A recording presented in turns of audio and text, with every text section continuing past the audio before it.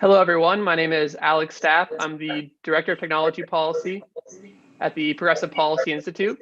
PPI is a moderate center-left think tank based in Washington, D.C. that works on a wide variety of public policy issues. Thank you all for joining this event today. It should be a great conversation. We're pleased to host this event with the Los Angeles Business Council and Fourth Movement to highlight the role that technology has played in driving California's economic growth and recovery during the COVID-19 pandemic. This event will underscore the importance of technology platforms and digital tools for empowering Southern California businesses, especially during COVID-19. Discussion will also cover the need for elected officials who recognize and promote continued economic development and investment in Southern California, spurred by the technology sector. In addition to preserving the accessibility and affordability of critical digital services that have supported minority-owned business, in particular this past year. For our keynote to start the event, we have California Assembly member Jackie Irwin. Irwin was first elected in 2014 to represent California's 44th Assembly District. Assemblymember Irwin currently chairs the Veterans Affairs Committee and is a member of the Agricultural Committee, Business and Professions Committee, Higher Education Committee, and the Privacy and Consumer Protection Committee. As the former mayor of Thousand Oaks, Irwin understands the importance of working across party lines at the national, state, and local level to help make your community one of the safest places to live and raise a family. Jackie, floor is all yours. All right. Well, thank you so much, Alec, and good afternoon, everybody. First, I would like to welcome you to this very important conversation on technology and its impact on our region's economic health. And I also want to extend a big thank you to the Progressive Policy Institute and all the organizers who made this event possible. This is a topic that interests me greatly, and I'm very excited to hear what discussions take place today. Like in many states across the country, certain sectors of California's economy have been strained like never before by COVID-19. It's no secret that the small business community in particular has taken a hit. Necessary quarantine procedures, social distancing practices, sanitation mandates for those businesses serving small customers, and other hurdles have presented small businesses across the state with difficult challenges. Balancing the health and safety of the public and employees, all while navigating the dynamic state and local guidance, has required tremendous amounts of sacrifice, flexibility, and creativity. The decisions made by business owners and government leaders were not made lightly and required strong leadership. But there are numerous bright spots that are worth highlighting and lessons learned about the role of key technologies and industries that will be critical to our economic recovery. Southern California's small businesses have demonstrated tremendous resiliency throughout the pandemic, adapting to it with a fighting spirit while cementing our region's status as a leader in innovation throughout the country and the world. As brick and mortar shops shuttered, we saw business owners update their operating plans to account for these challenges, communicating with customers online, staying in touch with employees over video conferencing platforms, and adjusting to state guidance by expanding outdoor seating options and social distancing procedures. The technology tools available to small businesses today have been instrumental in keeping the lights on, enabling businesses to stay connected with their customers and maintaining smooth operations to the greatest extent possible. In our district, we are fortunate to have excellent organizations like the Economic Development Collaborative of Ventura County, or EDCVC, that helped businesses pivot and innovate to meet the challenges brought on by COVID-19. To give you a specific example, through EDCVC, we learned about a restaurant and bar in our county called Fluid State. When COVID hit, this staple of Ventura had to completely shift how they did business. They made it a priority to revamp their website and implement online ordering so they could efficiently transition to primarily a takeout business model. This allowed them to keep their doors open and helped prevent them from having to lay off their employees while ensuring the well-being and safety of their employees and the public. The story of Fluid State, how's that for an appropriate name, is just one specific example of the innovation and adaptation largely fueled by technology that we're seeing in businesses in both this region and our state. The tech advances made by Fluid State and restaurants across California will build their customer reach once in-person dining returns to full capacity. While restaurants will be happy to return to serving patrons indoors, this past year has forced many to make the jump into online ordering and the app-based delivery that will increase receipts for years to come. And our economic growth in recent years has situated our state's economy as a true juggernaut, thanks largely to growth in local Southern California-based businesses and entrepreneurial ventures, along with investments from our homegrown technology companies that have diversified our economy for the better. I always like to cite the fact that California, if it was its own country, would have the 5th largest economy in the world. In Sacramento, my team is focused on facilitating this growth while providing the necessary support for all industries, those thriving and those struggling, and their native local businesses. We have clearly been witness to the challenges brought on by this pandemic. While the ability of our business community to adapt to these times has been commendable, we in government need to prioritize being a partner, providing assistance and support to small businesses, while making it a point to ensure aid is distributed in a fair and equitable manner. After all, women-owned and minority-owned businesses were particularly hard hit during COVID and may not have received the assistance in proportion to their acute need, loss in revenues, and impact on their business operations. The recent negotiations between the legislature and the governor's office, which resulted in a $7.6 billion, that's billion with a B, relief package, will bring us a long way in providing our state's small businesses with desperately needed aid.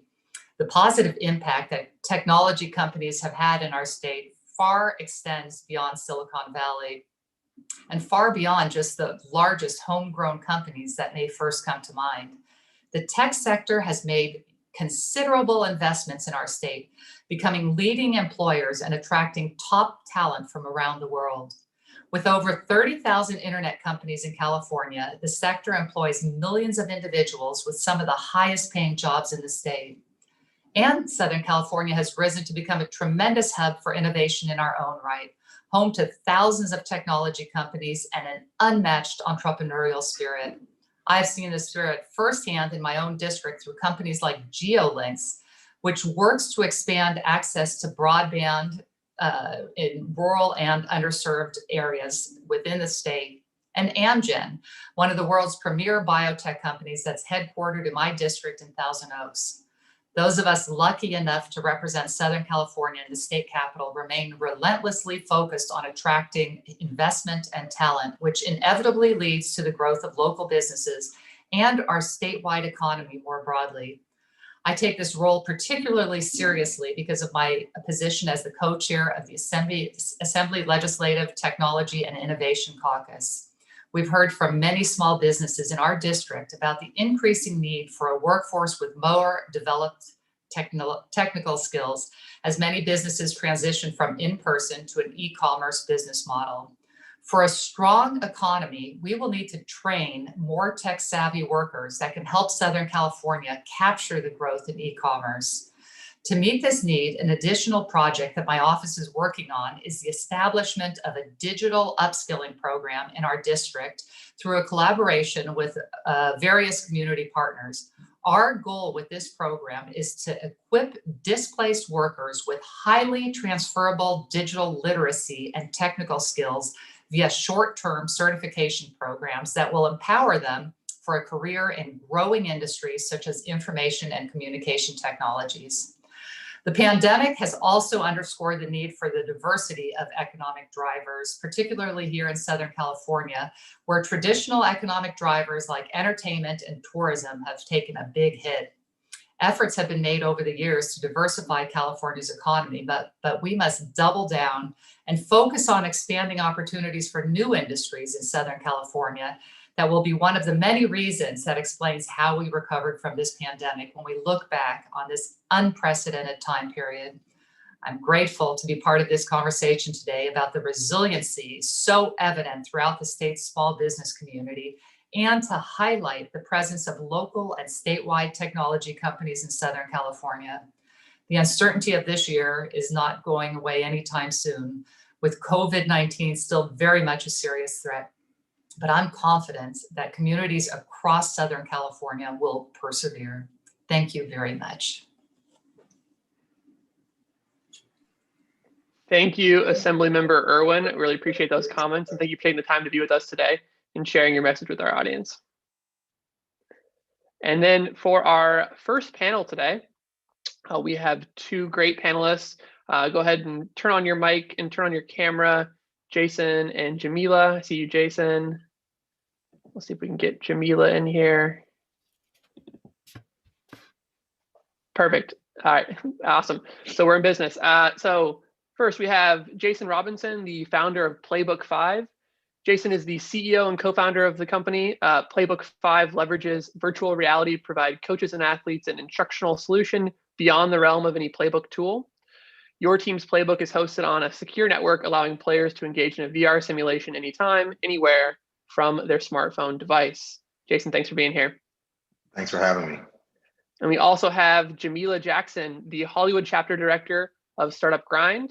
Jamila is an entrepreneur and single mother, making moves while harnessing her passion for giving back to the Hollywood ecosystem. Jamila launched the Hollywood chapter of Startup Grind 2 years ago to help bridge the gap between local entertainment and technology startup communities, as well as provide resources for both the industry's aspiring entrepreneurs and creatives. As director of the Hollywood chapter, she also moderates the chapter's live monthly fireside chats, which features the business world's most prominent thought leaders, influencers, and innovators. Prior to that, Jamila led a successful PR career in the entertainment industry. She has managed high-profile publicity and marketing campaigns and events. Jamila, thanks for joining us. Thank you so much for having me. So Jamila, I'll start with you for the first question. Can you just give us a background on your business? What's the story of your business? The story of my business, in terms of Startup Grind or Bonafide Media, or both? Startup Grind. Okay, so Startup Grind is essentially, I like to say that it's like a sort of a franchise of a business, like kind of how you can purchase your own Starbucks. This is a global organization. I don't want to mislead and, let everybody think that it's my company, because Derek Anderson is definitely the CEO. But it's basically, when we launch our own chapter, that is our small business, essentially, because we are building the community and the audience from the ground up. We're, creating all of our partnerships that keep, the live events aspect, well, virtual events now, but the live and hybrid events aspect of it going. And we basically, build community. We provide resources for entrepreneurs and for startups in terms of like connecting them with investors, VCs, maybe co-founders, or just offering, a sense of community for them, because it can be a lonely life as a solopreneur, entrepreneur, or a startup. So that's what we do at Startup Grind. And then I'm also a media and PR strategist as well, who help some of these startups and other companies who need my guidance and assistance with building their media campaigns. Fantastic. Do you see overlap between those two roles? Are they complementary, or do you feel them as different roles? They're definitely complementary, because some of my clients, I've been able to integrate some of those campaigns into clients who need, or who are looking to launch things through our live events, through the live talks that we give. And then a lot of the startups and entrepreneurs may come to me and say, oh, by the way, I didn't know that you do PR. We just got our first round of seed and we need a PR campaign. So definitely overlap there. Fantastic. Well, thank you very much. Jason, I'll go to you now. So Jason, what's the origin story for your business? Yeah, so I played college football, kind of grew up in the athletic industry, if you will. I was a multi-sport athlete as a kid, and my dad was a coach as well. So when I got done playing, I really didn't know what direction I wanted to go in. I knew I wanted to be in entrepreneurship. I knew I always had a knack for invention and creating tools. And eventually I ended up running into Palmer Luckey, the founder of Oculus, at a panel out in Philadelphia. And he was speaking of virtual reality, and he had just sold the company to Facebook, and just talked about the need for developers and people that can actually push the industry forward, and the specific utility in education and in sport.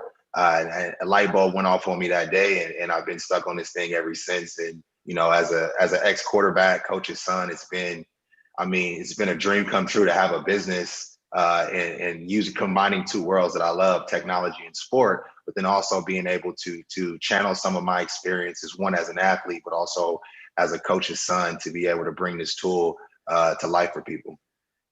Well, that's fantastic. I'd have to ask, I'm curious about the hardware. So you mentioned Palmer Luckey and Oculus. Do you have your own Oculus devices? Do you use other brands of VR devices? Do the clients you work with have to have their own, or you bring the technology? Like, how does that all work?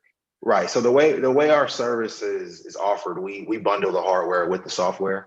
Right now, that's very important for us as VR is still trying to reach that critical mass adoption point that we all need.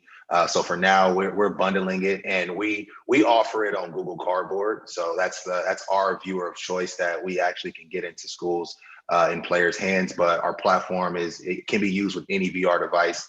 If a client needs, some of our more elite clients want to use different HMDs, and we're able to push out a version on that platform and get it up for them. But we're platform agnostic, if you will, but we try to serve and offer a Google Cardboard solution. Gotcha. And are you doing just like one-to-one coaching, or is it more of like this is an experience that's zero marginal cost replicated? The coach doesn't need to be there every time, or is it more one-on-one? Yeah, it's both. So the way we've designed it very intuitively, it can have the one-on-one ability, but it also can be served for remote independent study. And that's big with athletes, man. Like, your coach is not always available. For me growing up, my coach was always available because he was in 2 rooms down. That's right. Not the case for the average athlete and the average player. So when we built this, the whole idea was to be able to put that information in a location where players can access it and don't have to worry about having a mentor or have a coach there that needs to, put their time and effort into getting that player the reps, because that is the issue.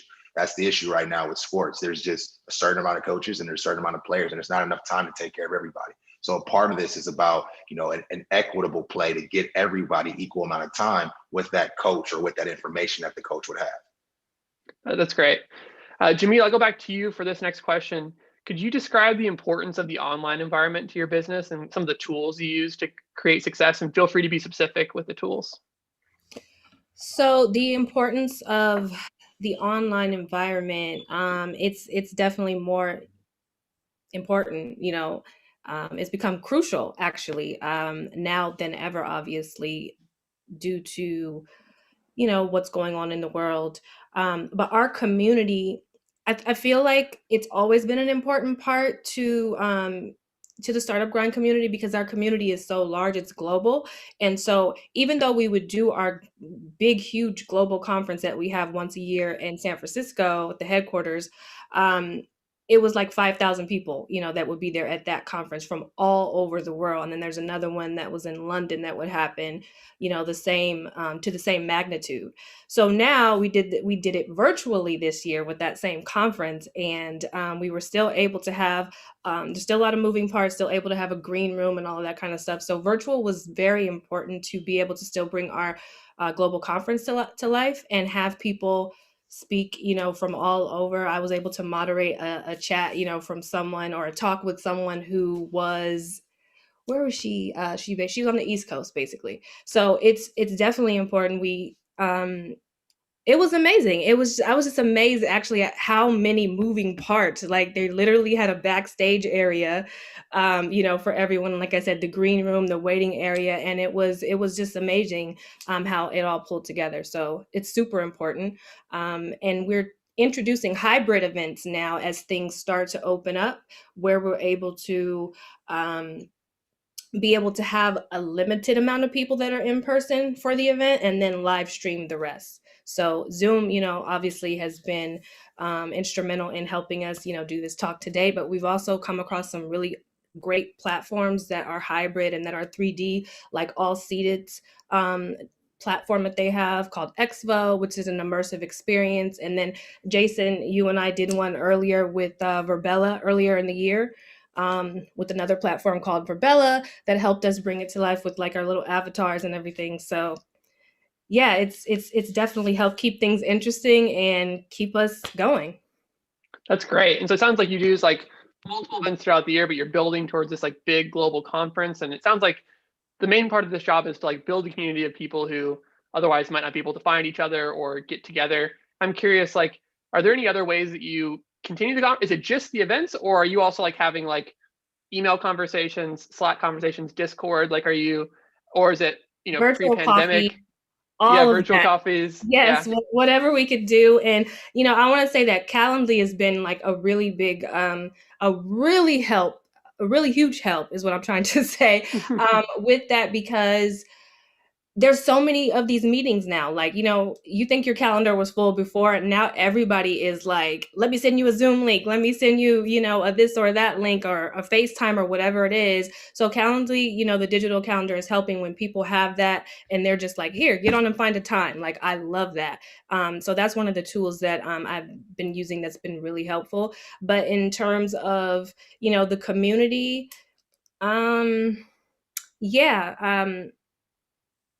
a lot of people just are not comfortable, like meeting up in person. I still try to do the in person and have that connection and mask up, but some people just aren't comfortable with that. So we have to just roll with, what works for everybody. But yeah, you get lost in my email inbox. I'm just going to go ahead and say that there's so many emails coming in. So I prefer to, if we can, meet in person and maintain that human connection as much as possible. Yeah, well, that sounds great. And I think, like you said, we're all adjusting to these COVID times and pandemic times, doing online Zoom events. For example, we're still adjusting to it. I'll give an example of, I accidentally left off one of our panelists. I'm so sorry, Frankie Garcia. I'll introduce him now and bring him into the conversation. So Frankie Garcia is a financial educator and creator and owner of Animo Apparel, an athleisure clothing line that represents the importance of having a positive mindset and a sharp vision. Frankie has long leaned on digital technologies to support his ventures, which include his ongoing work to improve financial literacy in his community. Frankie, so sorry about that, but you still have lots of time in the conversation to share your story. So let's start it off with what's your business's origin and how did you get started? No worries. It's okay. I remember in the beginning of the pandemic, we were still adapting into this whole virtual setting, and there was a lot of obstacles. However, right, it's just about pivoting, right? Not panicking. So no worries there. As far as me, first of all, I want to just thank everybody that put this event together. Tell you a little bit about my background that resonates with both of my businesses. I come from Highland Park in Los Angeles, right? A community that is now growing, but back when I was in high school, it lacked a lot of resources. And so I attended a charter school called Academia Avance that allowed me to get into the, San Jose State University, where I got my degree. After that, when I started in the corporate setting, right, I actually ended up finding out that I was going to be a father. So everything changed. And so thank you. One of the things that I always saw myself doing was being in a leadership position, right? And one of the common conversations was the lack of financial literacy, right? And so, a long story short, I ended up getting into a conversation with one of my personal mentors, right, through Virtuity Financial Partners. And for those of you that don't know who Virtuity Financial Partners is, Jason, you probably know who Marshall Faulk is, right? NFL Hall of Famer. We're actually in business together. And so Virtuity Financial Partners has connected with the NFL alumni. Why? To specifically help the underserved communities, right? A lot of the times, a lot of us, know how to make a dollar, but we don't know how a dollar works. And so my intention, my objective is to empower and to educate people in our communities, especially, right, on underserved communities, on the fundamentals of how to plan for the unexpected, right? So specifically to this conversation, right, we were very limited as to the in-person meetings, right? We very, very quickly adapted into the Zoom era. We started leveraging a lot of social media platforms to get the word out, right? And so I've been able to conduct my businesses from Mexico, San Jose, Fresno, and Los Angeles. I move around so much, but as long as I have my computer in front of me, I'm able to help a family, one family at a time, right? And a little bit in tying into my clothing brand, right? Being in the financial industry, you understand the importance of teaching people financial concepts, but more importantly is we need to learn how to help ourselves first before helping someone else. And my clothing line represents the importance of mindset, right? When you establish a strong mindset, now you're able to think more positively. when you're thinking more positively, you eliminate any negative thoughts, which allows you to have a clear vision. And with the support of other like-minded individuals, that is how we're able to progress, right? So through the self-development stages and through financial literacy, we have been able to help hundreds and thousands of people just plan for the unexpected. And so, I'm just honored to be here in front of all of you all. Well, thank you for sharing your story. And I think the phrase "plan for the unexpected" probably resonates with a lot of people right now. And so, if you just talk more a little about, you talk about you work with people often in minority communities who, as we all know, have been disproportionately affected by the pandemic. So can you just talk about how, if any way, your advice has been changing during these times? A lot of people are going through financial hardship even more than before. And so are you giving them different strategies and tips? Like, I know a lot of people, jobs are just harder to find now. So basic strategies might not work as they did before. So just, can you talk through any of those kind of strategies you're working with your community on? Absolutely. So as an independent broker to the state of California, I have access to various different vetted companies, right? Just to name a few: Nationwide, Prudential, Fidelity, Voya, you name it.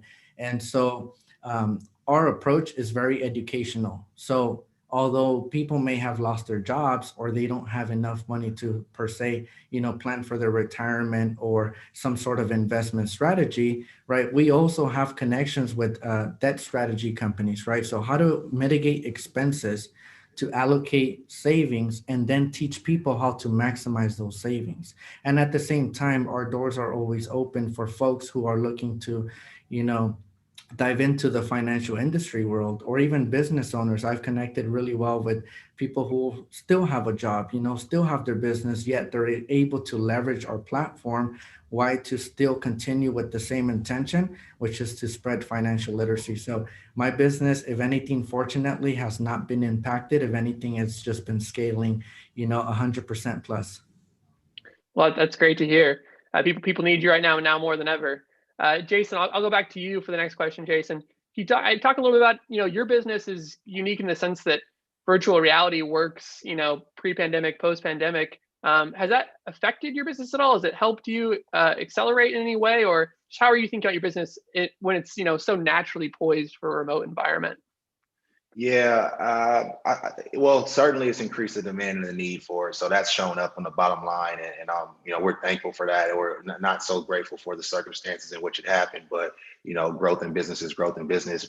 Really, it gave us an opportunity to show up, for our clients. This is something that we built in a pre-pandemic world, just because we know the tool works and we know that it's something that can help coaches and help athletes. And we really saw this as an opportunity to, hey, people need us. Let's get in there. Let's show them, because look, the thing about virtual reality is, I don't know, Alec, if you've ever done it, but a lot of people still haven't had have you had a VR experience? I haven't, one of my close friends has one, and he says it's amazing, but I still haven't tried it myself. Exactly. So many people out in the world are still having, and many times a week, by the time we get to them, we're giving them their first virtual reality experience. So, but COVID and just the attention on remote and distance learning, and people still needing to figure out how to get things done, which is just whatever tools are available, that's definitely helped. And through that, it's given some people a chance to say, hey, well, I can see where this can be useful even without the pandemic.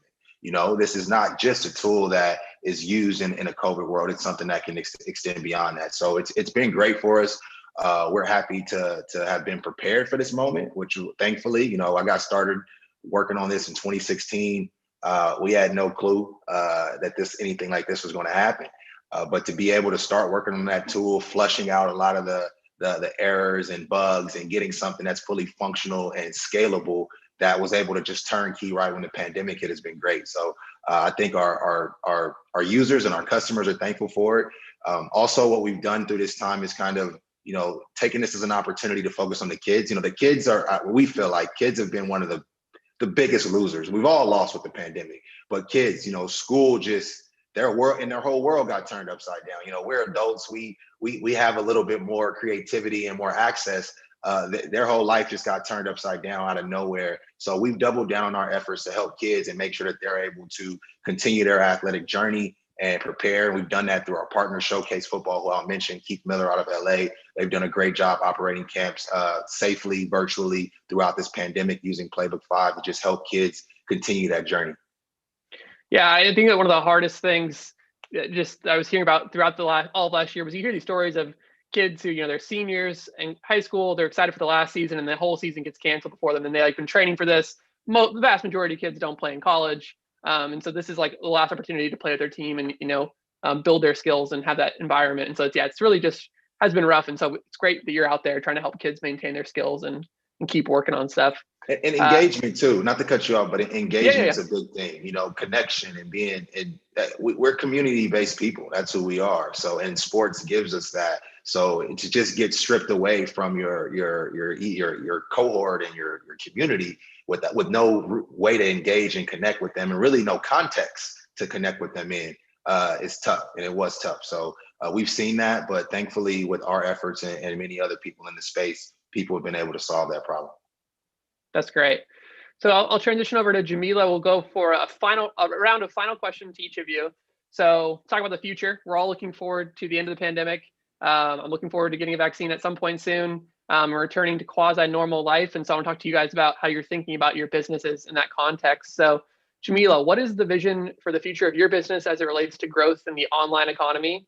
And how are you preparing to continue innovating for a new small business environment post-pandemic?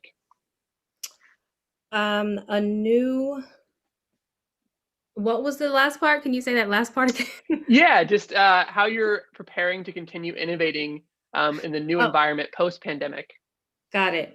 So I definitely hope that live events will come back at some point. I know a lot of folks are getting the vaccine. I'm not getting it, but I definitely in preparing for just whatever, I feel like we're in our new normal right now, but I'm happy that we're able to still be able to create culture, and we're building more on this hybrid model. And we're also coming up with programs that are like office hours where, some of the founders can come in one-on-one to minimize the amounts of people that they, are in contact or around, that they can still have access to those investors and still have access to those same resources that we were providing in person on a larger scale, one-on-one, and everybody can still do their mask, and maybe some of those people might have the vaccine. But those are just some of the things that we're doing, to prepare, and also creating more content as well, because there's power in storytelling, especially right now. So that's one of the things that we want to work on and that we are planning to do, is creating more content that are in, short form to put out, so that we can add that in addition to the live events that we're doing and the other resources that we're providing. Well, that sounds great. Thank you. Frankie, same question to you. What's the vision for the future of your business as it relates to growth in the online economy post-pandemic? Yeah, awesome question. So, about a month ago, there was a couple of clients that were actually willing to meet and preferred to meet in person. So I know that I will be able to do the in-person meetings. But when you're in the business and you're able to do 10, 15, 20 appointments a day and help more people, bring that impact, I definitely want to continue leveraging our technology, to be efficient and to continue having these interactions with their clients. But I don't see it decreasing whatsoever. If anything, it's going to be very interesting just to see a good mix of in-person and, virtual meetings. Fantastic. Jason, same question to you. Well, one, just recovering, right, from the craziness. But once that's done, just staying close to really, we feel like the problem starts in the market. So as long as we're connecting with the users, connecting with our clients, we're right in front of any problem that comes about. So we're excited to continue that relationship, continue to scale the product, and show people the possibilities of their programs and also the potential of their athletes when they integrate a tool like ours, and when they actually take the time to be prepared and work on mental visualization and try to get everyone equal amount of reps. So continue to share that story with people and get people bought into what their program can operate like when they integrate a tool like ours. Well, that's great. And I think it sounds like from all three of those answers that all three of your businesses have bright futures ahead of them. And I really appreciate you taking the time to share your stories and share your insights into technology and the online economy today. So Jason, Jamila, Frankie, thank you for being here. Thank you. Thank you so much. Appreciate it. All right, we're going to pivot over to our next panel. We have more of a policy panel. We're going to do a conversation on economic development, technology, and policy. We have two guests. I'm pretty sure it's just two this time, with Mary Leslie of the Los Angeles Business Council and Rolina Shaw of Fourth Movement. So if you could both turn on your cameras and microphones now, that would be great. And then, as some of you may notice, of course, like we say, we're all adjusting on the fly. You might see that Mary is in a car. She had some Wi-Fi issues, but we're going to make it work. And we're still going to have a great conversation today. So I'll do the full introductions here. So we'll start with Mary. Mary Leslie is the president of the Los Angeles Business Council. Mary has served as the LABC president since 2001, growing the council into one of the most prominent business organizations in the region, working closely with leaders from business, government, and the nonprofit sectors to enact policies and programs to strengthen Los Angeles's economic competitiveness and quality of life. Ms. Leslie currently serves on Mayor Garcetti's LA Sustainability Leadership Council, LA Clean Tech Incubator Board of Directors, and Los Angeles Conservation Corporation Board of Directors. Mary, thanks for being here. Thank you. And we have Rolina Shaw, who's the Senior Director of Communications and Marketing for Fourth Movement. Rolina is Fourth Movement is a Culver City-based firm that aims to end the racial wealth gap by leveraging social equity and removing the barriers to entrepreneurship for people of color. She's also the founder and CEO of Rolina Shaw Public Relations, a Los Angeles-based full-service public relations and social media agency. Rolina, thanks for being here. Yeah, thanks for having me. All righty. So I think we'll go ahead and start with Rolina for the first question. Can you just speak to tech and startup economies in Southern California and how business leaders like yourself are working to promote an entrepreneurial, inclusive environment that attracts investment and lifts up small businesses? Yeah, absolutely.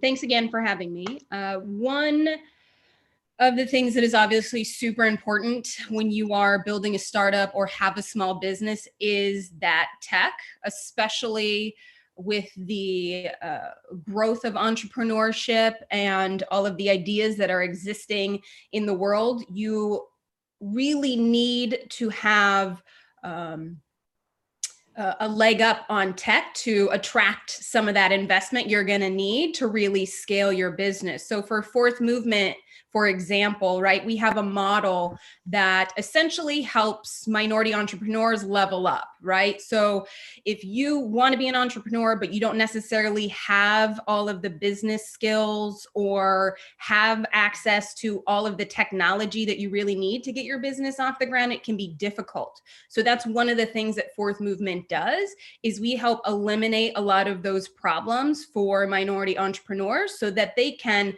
start on a level playing field and really get their ideas off the ground and then help them scale, right? And as COVID has shown, and as we are continuing to, progress, technology is becoming more and more, inevitably part of everything that we do, right? The internet is essentially a utility at this point. And so we use technology in two ways. The first way is it has allowed us as our own startup to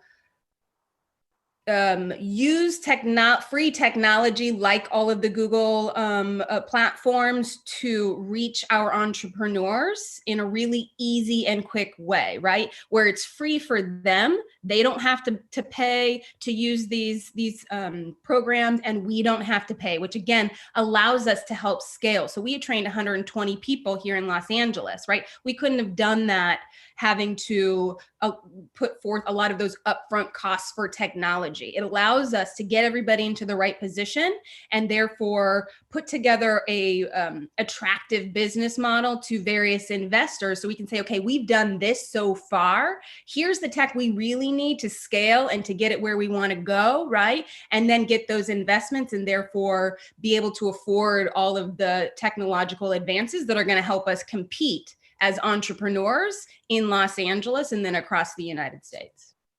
That's great. And so I think just a note for the audience, I think we temporarily lost Mary. We're going to fight through the technical difficulties. It's all good. Rolina, you might get a little more floor time, so I'll just ask you some follow-up questions as well. So you mentioned some Google tools that are free, and everybody loves free tools. Can you talk more about some specifics about that? Like, which ones are you using? How are you using them? And what are you helping the community do with those tools? Okay, so not gonna lie, I've definitely used probably every tool out there. I don't love all of them, but for our training program, for our entrepreneurship training program, that we do a lot of personal development and then business development, we use like Google Sheets, Google Classroom, you know, all of the Google suite to keep track of lessons and presentations and assignments that we had everybody do. We had all of our entrepreneurs, in addition to the in-person class, had 10 hours a week of, you know, online based homework that they had to get done that utilized all of those tools.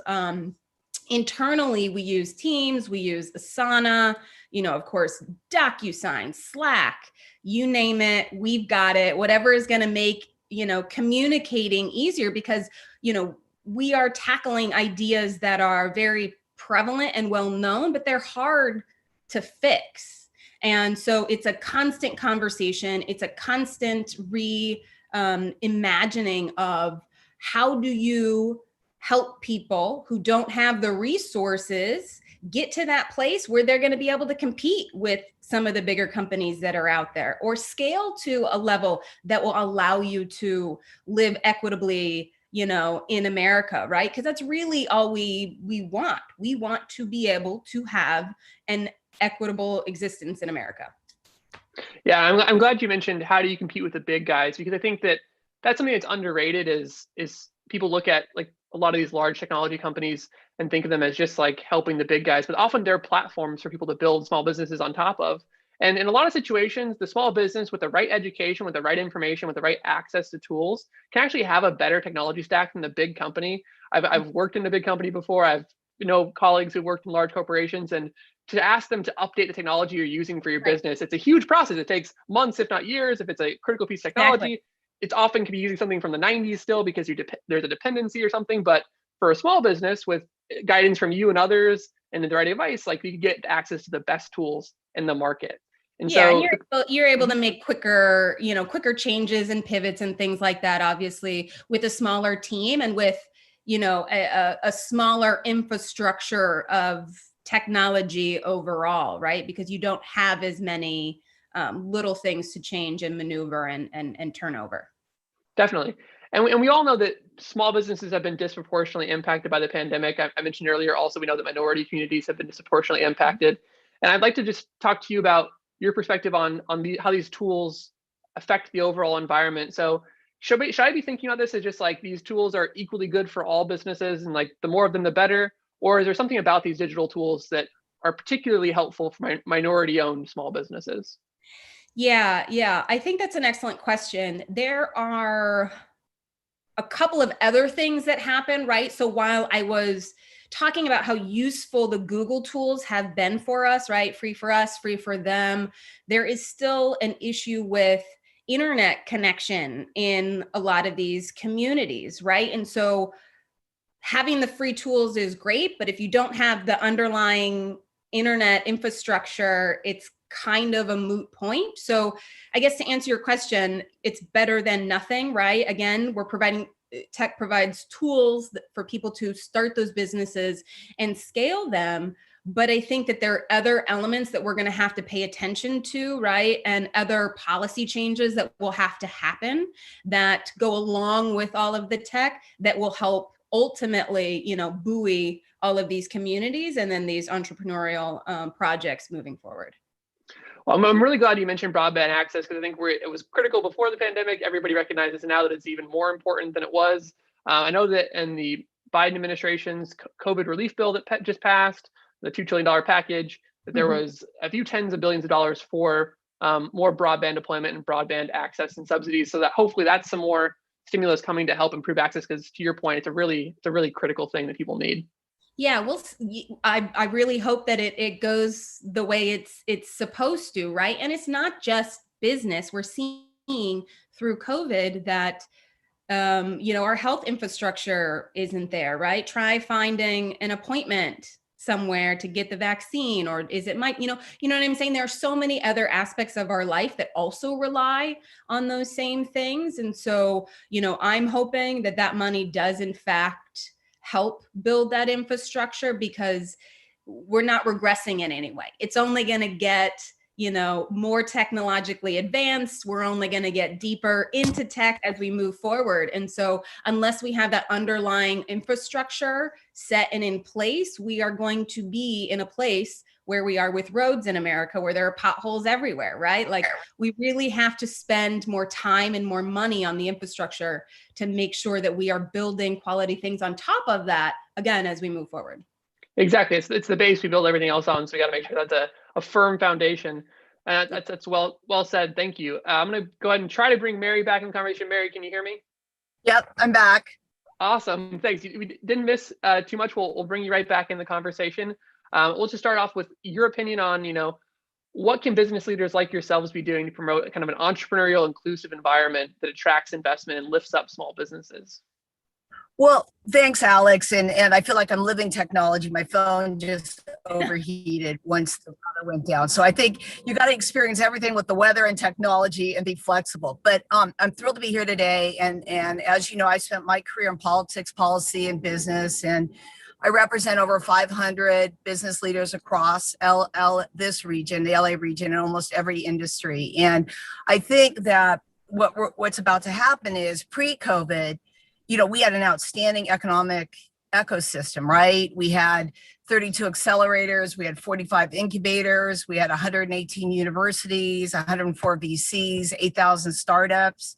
So, for the tech companies, I think, and small businesses, we have a really robust situation in Los Angeles. And according to a July 2020 report by CBRE, we added more than 22,000 tech workers over the last 5 years. And the number of jobs in software development and engineering grew by over 15%. So we're attracting people to an exciting market here in this region. We have the world-class universities.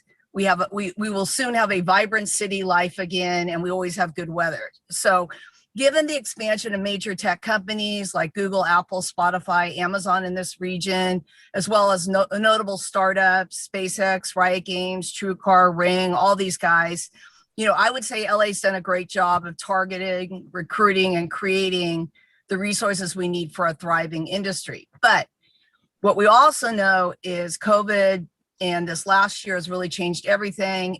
And the call to increase equity and inclusion in the tech sector and the economy as a whole has widened. And we really need to think through how to make a more inclusive economic recovery in this region.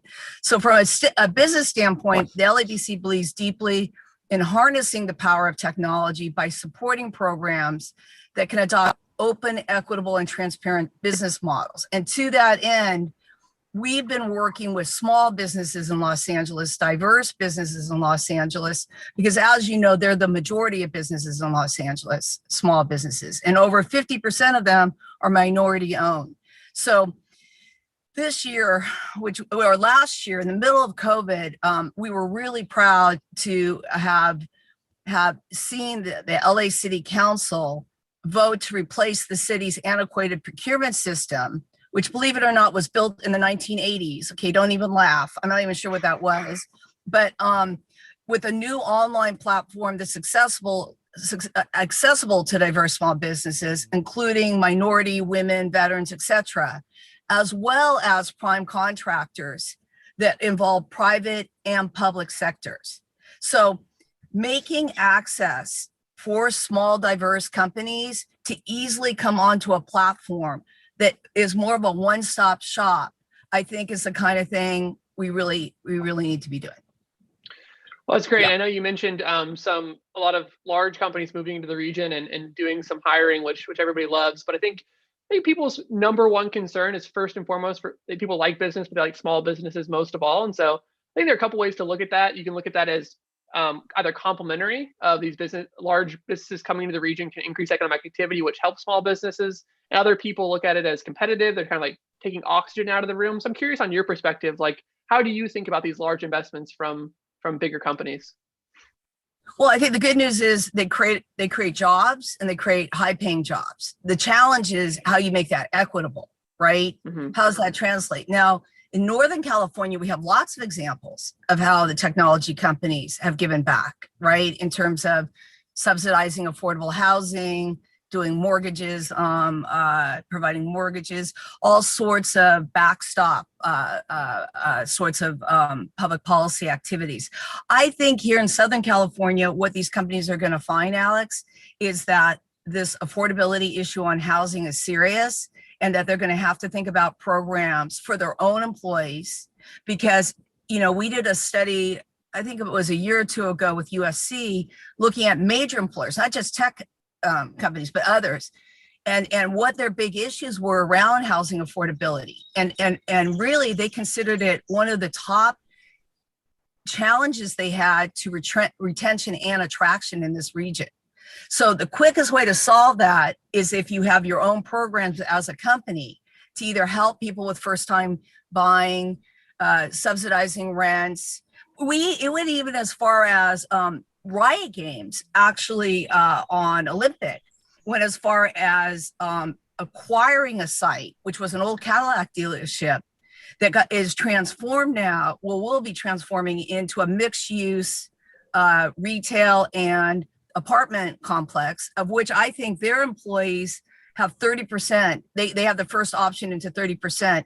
And the other good thing about that is that it's like less than a half mile from the metro stop.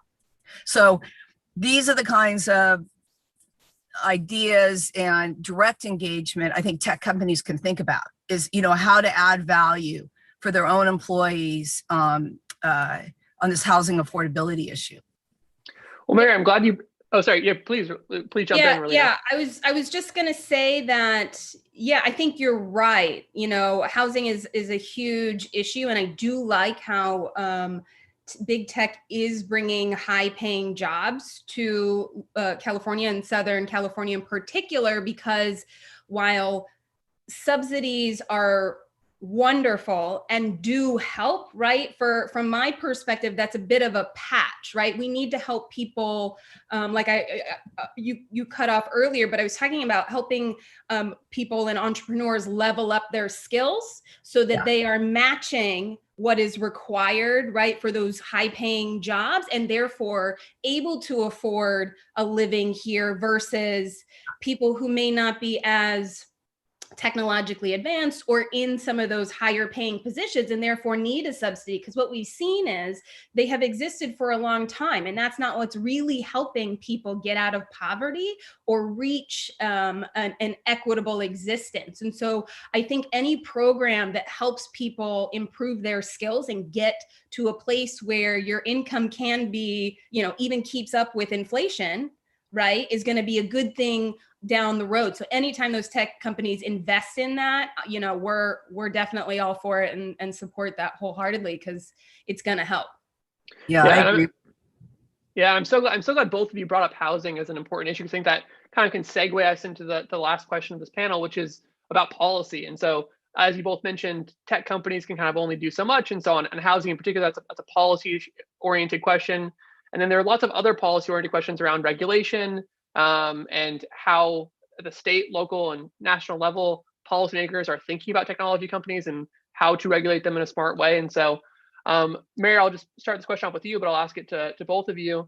So technology is obviously under the national microscope as we have heated policy debates that take shape across the country. As these conversations continue among lawmakers in Sacramento and in Washington about the role and nature of technology in today's economy, what would you like to see as part of that conversation? I think the point that was just made is the right point. You have to create a level playing field where everybody has the technology. And boy, was this painful in COVID, you know, seeing how divided that was, particularly as it affected children in schools, right? The kids couldn't even learn, didn't have access, you know, now everything's moved online. So I definitely think those issues are being addressed, but I think this idea that we have to continue to supplement and incentivize and equip small businesses with the technology that they need.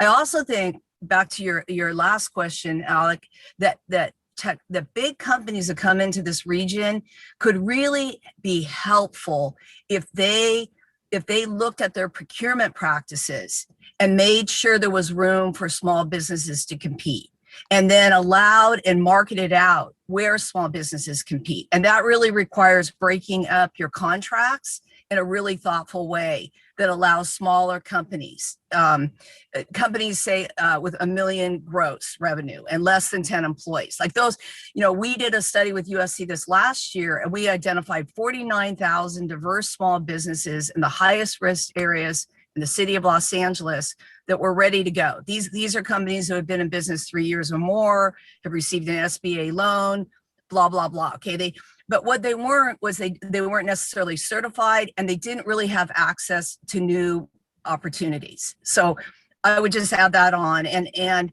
I think that the digital divide issue is like, today's civil rights issue. I agree with Relina. This is critical. You can't play if you don't even have the system and you don't have access. Yeah. Yeah. Well, it's a great creative response. And Relina, I'll kick the same question to you. What do you want to see as part of the conversation among policymakers as they think about technology today? Yeah, in particular, for me, I'm really interested in how they are going to protect people's identities. And I think that there's more that can be done around our own personal profiles, right? And where our information goes. I think they definitely have to pay attention to that. But I concur with everything that, Mary said. We really need to think about the root of the issues, and what is actually going to incite change, and then do the right thing for the right reasons, right? It may be hard, and it may take more time, and it may be messier, but, as I said before, we'll be better off if we really look at the root of the issue and target those problems, and tech can do a lot to help with that. Yeah, I think that's spot on. Mary, do you have something to add? Well, I was just going to say what Frankie said earlier about financial literacy is critical. Like we just finished a study on clean transportation and equity that we're releasing this month with UCLA. And, you're talking about EVs, EV infrastructure, EV chargers. Well, autonomous vehicles, shared vehicle. You can't talk about any about that. These are people with you have bank accounts, you have credit cards, you have, there's a certain amount of financial literacy that's just assumed, right? Mm-hmm. Right. Well, you can't assume that. Don't assume that. Right. Yeah. We're even in this conversation assuming that everybody is banked, right? There are lots of communities that have banking deserts. There are 30, check cashing places and one bank within a 5, 6, 10 mile radius, right? And even in the conversation about cryptocurrencies and that tech aspects and there are talks about getting rid of cash and all of these other things. And there is an entire subset of Americans who strictly deal in cash. Yeah, that's right. Because that's just the way it is, right? And those are all things that are going to have to be addressed as we figure this out. Yeah. Well, I think you're both right on that. And then we got to get the basics right first and then build on top of that. I think that word I've heard a lot today is foundation or infrastructure. We got to get those things right and then give people the right tools and skills to level up. So I'll just say, Relina, Mary, thank you very much for your insights today. It's been very helpful. Thank you for your time. Great. Yeah, thank you, Alec. Nice chatting with you, Mary. You as well. Chatting with you all. And then I'll just wrap up the event here. So from the Progressive Policy Institute, the Los Angeles Business Council, and Fourth Movement, thank you all for attending our event today to talk about Southern California and